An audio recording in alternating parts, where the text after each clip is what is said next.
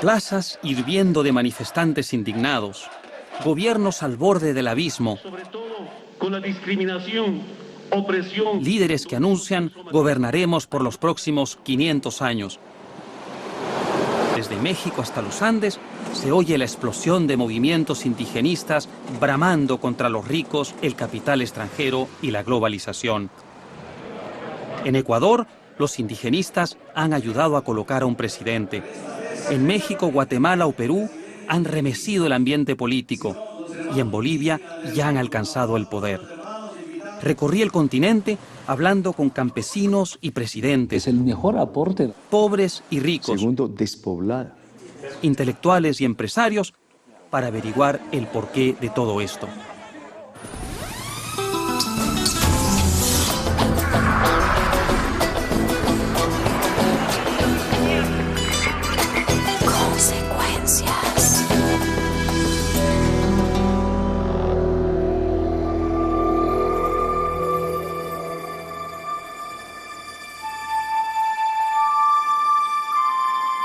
La música resuena. Los rituales son misteriosos. Los rostros proyectan aparente sabiduría, pero de alguna forma el mundo indígena no parece pertenecer a nuestro mundo. Especialmente no a nuestro mundo político. Sin embargo, de un tiempo a esta parte, eso está cambiando.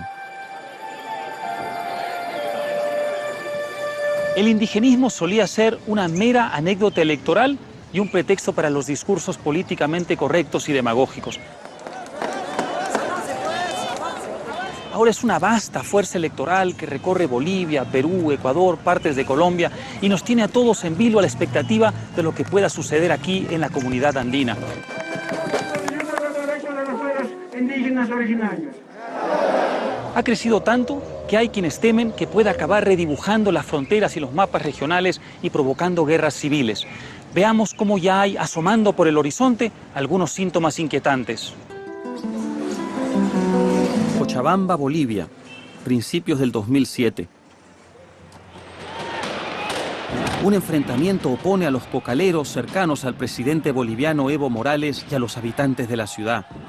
Los cocaleros indígenas quieren más poder para el gobierno de la paz y los mestizos cochabambinos quieren alejarse de él. Corre la sangre.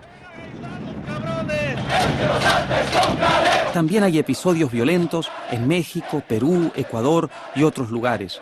Para entender mejor estos resentimientos, hay que poner el dedo en las heridas abiertas del pasado colonial. La lucha por incorporar a los indígenas plenamente a nuestra vida democrática se parece mucho a la que se ha dado en otras partes, como en el África, como en el Asia. Las raíces del desencuentro se remontan a la colonia.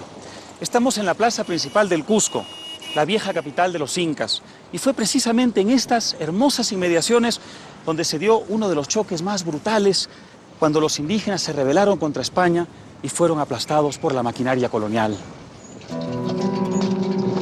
La rebelión se veía venir. Los españoles codiciaban las riquezas de los incas a toda costa. A pesar de algunos curas humanitarios, explotaban duramente a la población indígena y a veces ejecutaban en público a sus líderes. En mayo de 1781, una de esas cabezas rodó por el suelo y se incrustó en la historia. Si usted no reconoce el nombre de José Gabriel Condorcanqui, es seguramente porque lo conoce como Túpac Amaru II. Cuando los españoles atraparon al rebelde, el visitador José Antonio de Areche decidió darle un castigo ejemplar cerca de la plaza principal del Cusco. Y déjenme leerles algunas de las órdenes espeluznantes que dio. Y les advierto, no son aptas para cardíacos. Condeno a José Gabriel Túpac Amaru A ser sacado a la plaza de la ciudad, arrastrado hasta el lugar del suplicio para que contemple la ejecución de su mujer Micaela Bastidas, de su hijo Hipólito, de su tío Francisco, su cuñado Antonio Bastidas y algunos de sus principales capitanes. Concluidas esas ejecuciones, se cortará al inca por mano del verdugo la lengua y después, amarrado y atado por sus brazos y pies con cuerdas fuertes para atarlas a las cinchas de 4 caballos, que tirarán cada uno en dirección a las 4 esquinas de la plaza, de modo que sea descuartizado el cuerpo.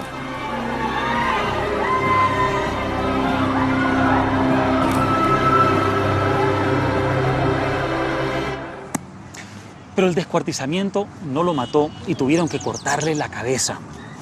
Para más INRI, el visitador se ensañó contra todos los nativos de la región, prohibiéndoles a los quechuas y otros grupos nativos usar, por ejemplo, sus vestimentas tradicionales e incluso tocar los pututos, esos instrumentos de viento hechos de caracol marino. Esta campaña del visitador naturalmente causó un profundo resentimiento entre los indígenas. Un resentimiento que viajó de generación en generación y que en ciertos sentidos se mantiene todavía. Hay algunos lugares en las alturas de los Andes donde ese rencor todavía puede encontrar su foco. Lugares con un aura espiritual que para algunos tiene una cualidad casi mágica. En el altiplano andino viajé a uno de los lugares más sagrados. Esta es la Puerta del Sol, el portal principal de Tiahuanaco, la ciudad que antes de su conquista por los incas se llamaba Taipicala, que en lenguaje aymara significa la piedra de en medio. Taipicala, en cuyas ruinas ahora me encuentro, fue el centro de un vasto imperio preincaico que reunió en estas hermosas montañas una gran confederación de pueblos aymaras.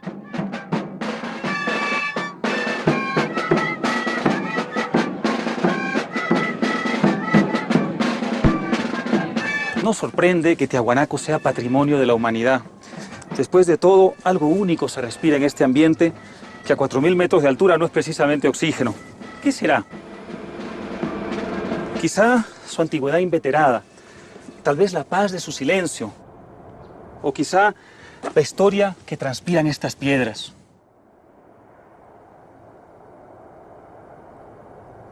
En todo caso, sea lo que sea, Evo Morales, presidente electo de Bolivia, vino aquí a comienzos del 2006, un día antes de asumir el gobierno, para recibir el bastón de mando de manos de los malcos, líderes indígenas, para resaltar sus orígenes aymaras.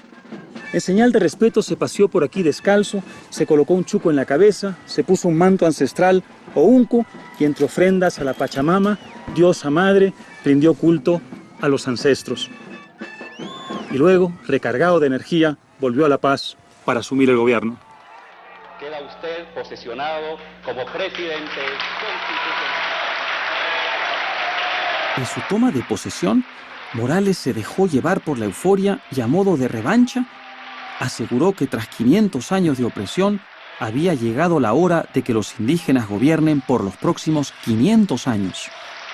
Poder para 500 años, para acabar con esa desigualdad, para acabar, sobre todo, con la discriminación, opresión, donde hemos sido sometidos como aymaras, quechos, guaraníes.